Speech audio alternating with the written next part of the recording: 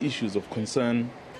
South Africa has close to 150 companies in Nigeria, while Nigeria only has a handful in South Africa. My seniors and beating them. I also held leadership positions, such as the chairperson of Student Christian Movement and the chief prefect of the school. And I was a liaison between the school management team and learners. It is at these schools, at this school, where I tasted doing assignments as I helped my teachers who were enrolled with the University of South Africa, assisting them with their assignments helped me to improve my reading, writing, and analytical skills. During my final year, personnel from Optima College came to my school to recruit students and enroll them for either telephony or secretarial courses.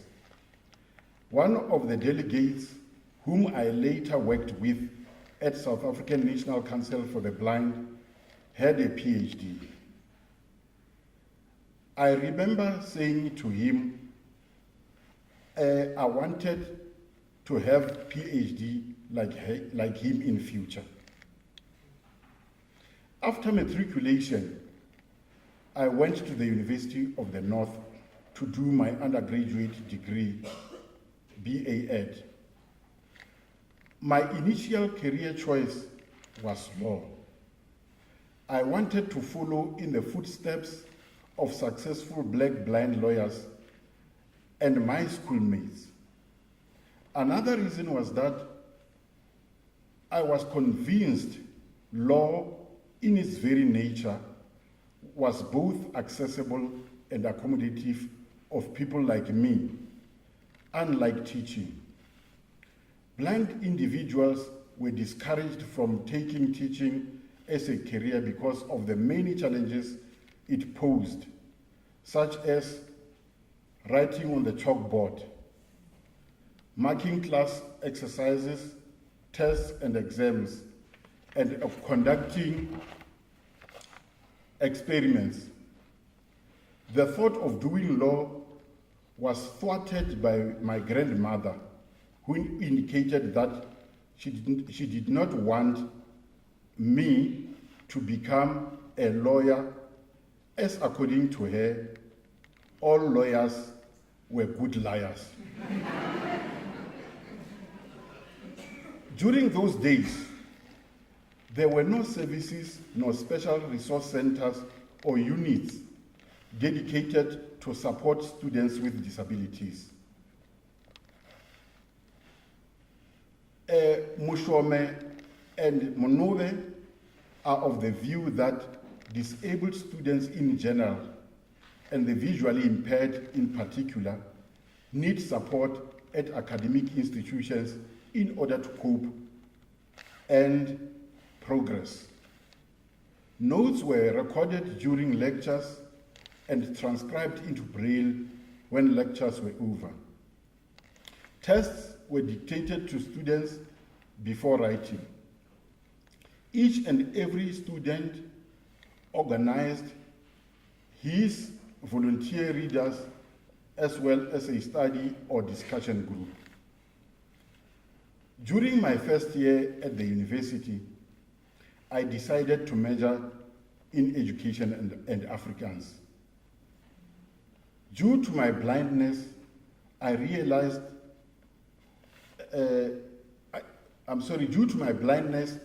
relied on taped notes. Some lecturers never thought nor felt it was wrong for me to do so. Others were uncomfortable with recorded notes. At times, they passed the remarks criticizing the past apartheid regime and feared that tapes would serve as evidence should they be persecuted.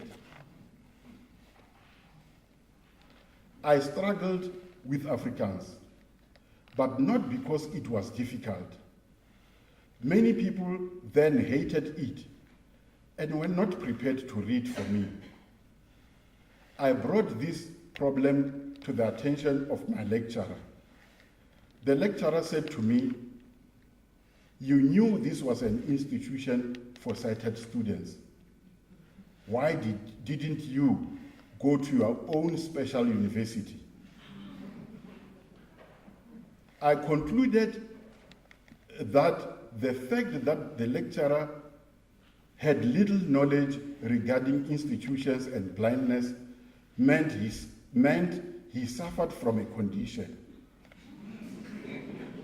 I quote, "That condition is worse than blindness itself, and that is seeing something that isn't." Unfortunately, special institutions of higher learning did not exist then and do not exist now. In other words, I regarded that institution as an institution for normal students. Miles, Herman, and Pillay suggest that people such as that lecturer view normality or ableism, quote, as being the perfect body, and any deviation from ableness results in disability and a diminished human state. Further, such people strongly believe impairment is inherently negative and, if not ameliorated, cured, or eliminated, it should be silenced. That way, he was trying to silence someone who would not be silenced at all. As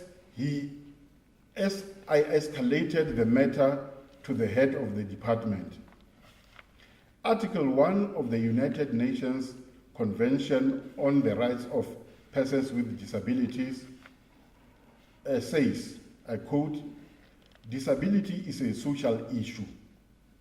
It results from interaction between people with long-term physical, mental, intellectual, or sensory impairments, which interaction with various barriers may hinder their full and effective participation in society on an equal basis with others."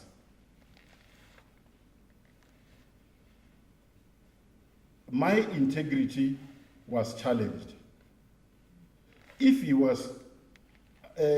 My integrity was challenged. If I was not strong, I could have called it quits.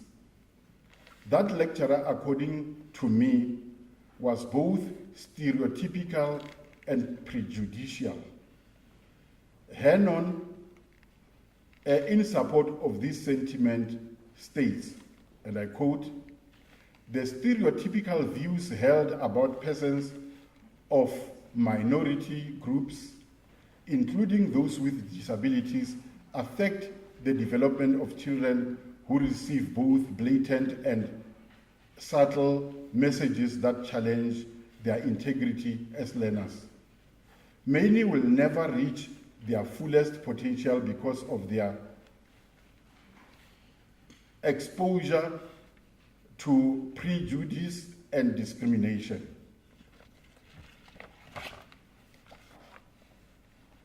I successfully obtained my B.Ed and M.Ed degrees.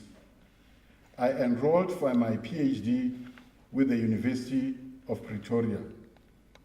I was supervised by a kind, competent, and dedicated lecturer, Professor William Fraser. When we met for the first time, Professor Fraser said, and I quote, "You know, I have never supervised a blind person." I responded, "You know, I've never been supervised doing a PhD." Let's make a deal. I will learn to be supervised by you, and I will in turn teach you how to supervise me. I have been in the field of education for 23 years. I taught at a special school, managed the education and braille support services at the South African National Council for the Blind, and contributed in the National Mass Literacy Campaign. I was crucial in this campaign, from the crafting of its program, material development, adaptation of the material, recruitment and training of volunteer readers, transcription of campaign material into Braille, recommendation of assistive devices required, and the distribution thereof.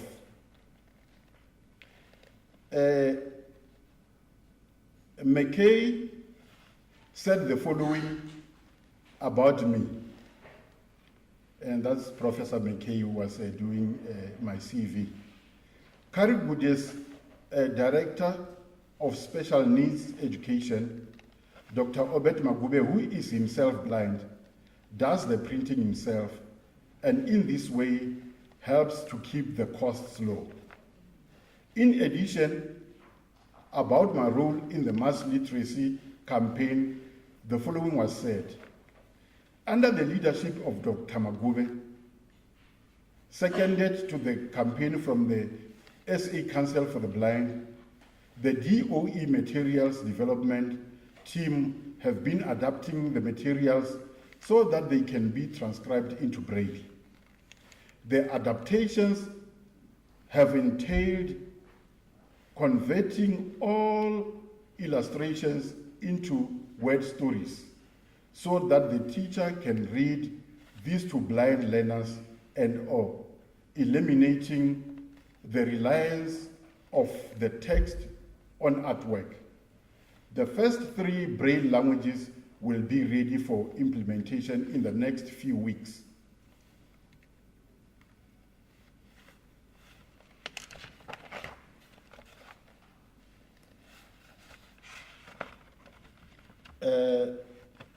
In the first few weeks.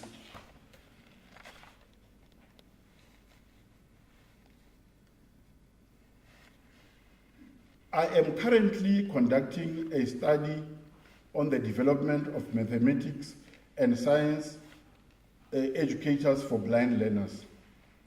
I realized that education is a basic constitutional right for our children. Every child should have access to basic education. Science and mathematics education is easily tenable for non-disabled children. However, blind people in general are marginalized.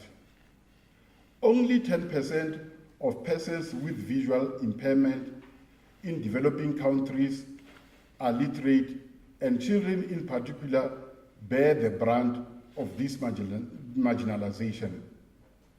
Blind children have always taken the back seat when it comes to mathematics and science education.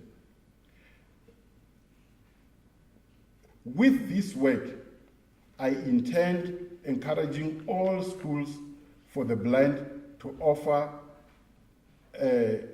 these core subjects to their entire student base. Education White Paper 6 envisages that these schools will be used as resource centers for inclusive education.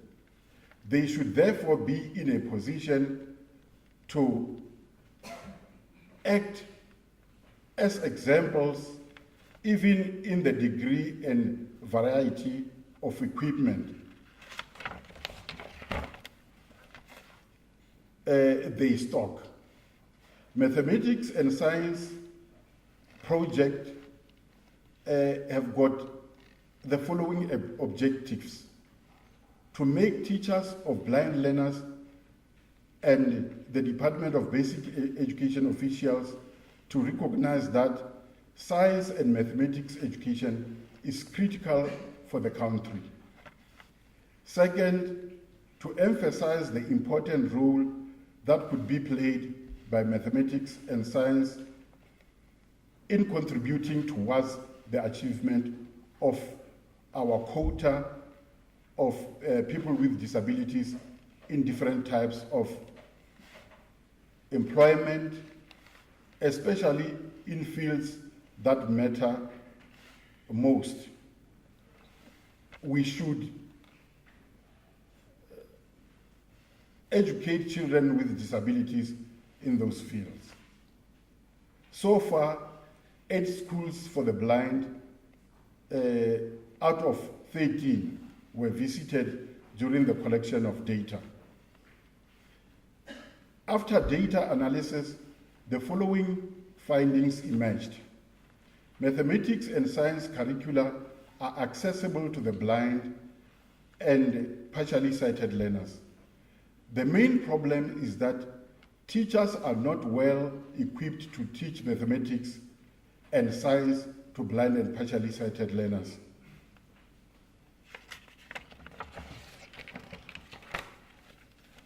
Teachers lack practical knowledge and possibilities of blind and partially sighted learners in mathematics and science. Hence, there are doubts about the capacity of learners in those subjects.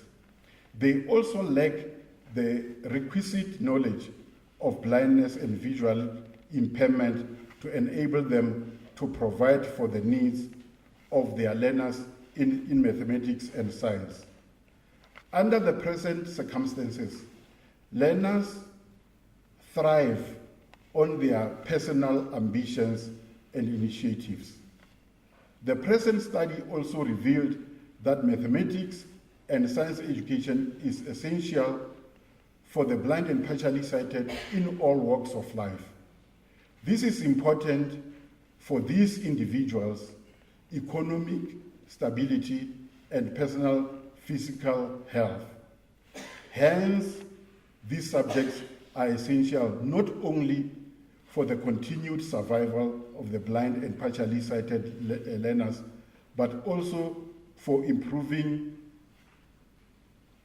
their quality of life.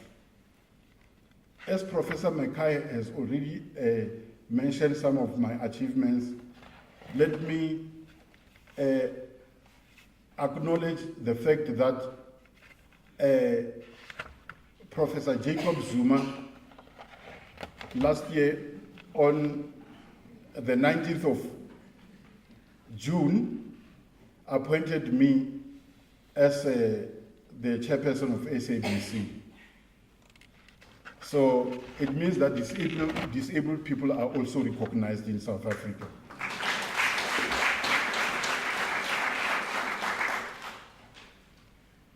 The vendor expression, loosely translated, says that the cracks on the boy's feet are not his future.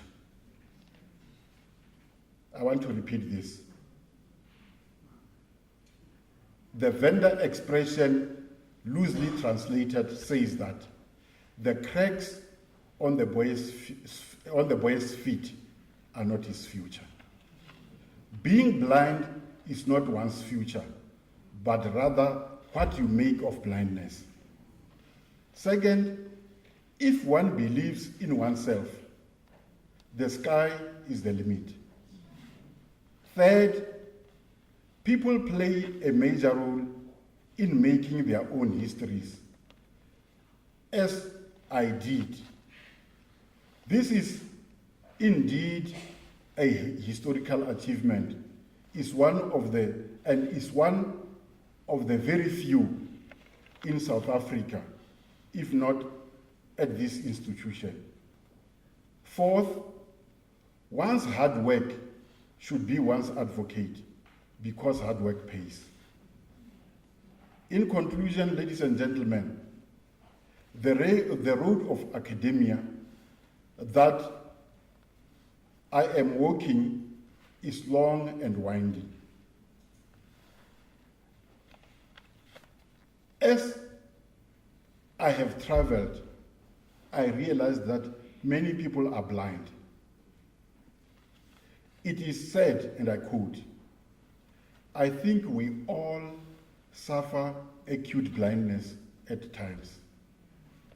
Life is a constant journey of trying to open our eyes.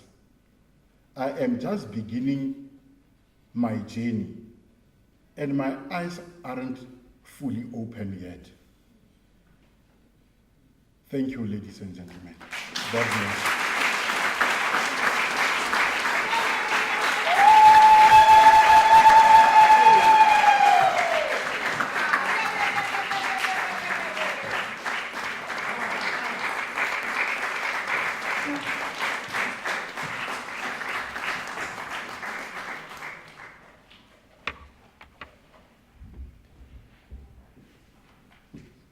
The Vice Principal, Teaching, Learning, Community Engagement, and Student Support, Acting Vice Chancellor Professor Gugu Muche, the Executive Dean of the College of Education, Professor Veronica McKay, Professor Maghuve, and members of his family, ladies and gentlemen, a warm good evening. Bashu Dimadegwan. Professor Maghuve's lecture this evening has meticulously explored the academic journey of us as a blind child, stealing condensed milk, learner, and an academic.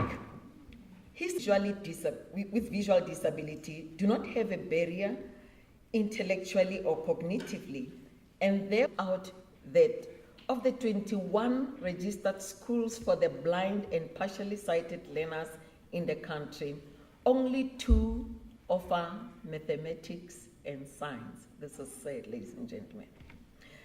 This state of affairs highlights the negative perceptions inherent in our education system regarding the ability of visually impaired students in studying mathematics and science. Furthermore, this sad state of affairs tampers with the constitutional rights of the visually impaired by excluding them from studying maths and science. The South African Constitution provides that everyone has the right to a basic education, including adult basic education, and to further education which the state, through reasonable measures, must make progressively available and accessible. If blind and partially sighted learners cannot have access to maths and science subjects, it means they are denied the right to choose subjects according to their volition and cognitive ability. According to Lowenfeld, in his article published in 1971, I quote, "Education must aim at giving the blind child knowledge of the realities around him, the confidence to cope with these realities, and the feelings that he is accepted as an individual in his own right," unquote. By limiting access of blind or visually impaired children to maths and science subjects goes against the spirit of giving the blind or visually impaired children the knowledge of the realities around them, and also indicates that they are often not regarded as individuals in their own right. The theory of Howard Gardner advocates the concept of multiple intelligences. If blind and partially sighted learners cannot use the spatial intelligence, they can succeed using other forms of intelligences and senses. The case study used in the published paper of Prof. Maghuve in 2015, citing a blind technician who was able to repair braille machines, is a clear indication that it is possible for blind people to be involved in technical and science subjects and have successful careers. Recently, Prof. Maghuve was just telling me that the very same blind technician was able to tube a 7-roomed house electrically. So this is a miracle indeed. This therefore calls for the empowerment and training of teachers to teach blind